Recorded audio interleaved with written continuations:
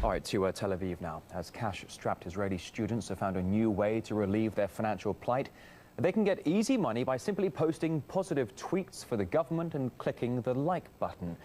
It's after authorities came up with the idea of offering youngsters salaries and even scholarships for protection of the government's interests in fighting anti-Semitism on the web. Ironically, though, the father of the digital diplomacy program has come under fire for posting racist comments, the very thing he was meant to be combating. Paula Sleer takes up the story. Public opinion against Israel is at an all-time low. Recent wars with Gaza and the seemingly never-ending occupation have left the country waging a PR war.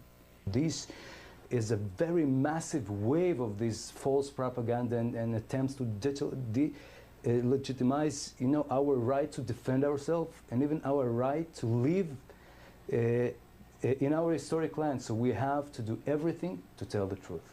For 65 years, Israeli diplomats have struggled in their posts. In the modern world, they need all the help they can get. Enter the undergrads. The idea is to pay students to tweet pro-Israeli propaganda. Lidor Bar David has been doing it for a while, but as a volunteer. It's another way to a student to give back to society.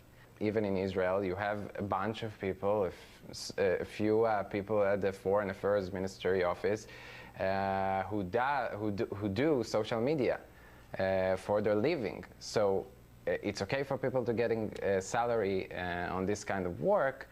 The new student sales force will share a PR commission pot of nearly $1 million. And in universities across the country, they'll eventually even receive scholarships for waging Israel's digital diplomacy. But before these new recruits could even start tweeting, liking or hashtagging, there was a PR blunder. The guy tapped to head the social media advocacy has already been put to pasture. Take a look at his Facebook page.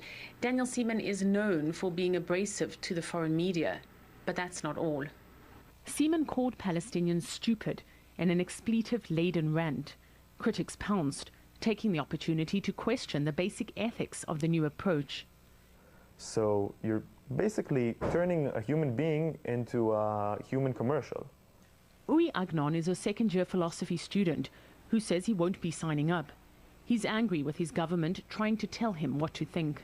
Instead of trying to make Israel a good democracy, for instance, giving out scholarships for people that will try to make this place a better place, he gives out scholarships for people to say that it's a good place. I mean, if this was such a good place, then these people would tell it anyways.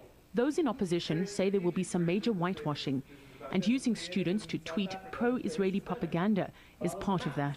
I think the Prime Minister's office is trying to cover up the human rights violations that are happening by paying young folks to be involved. I think he'd be better off investing the funds in education, in infrastructure, in community development that he hasn't done in decades.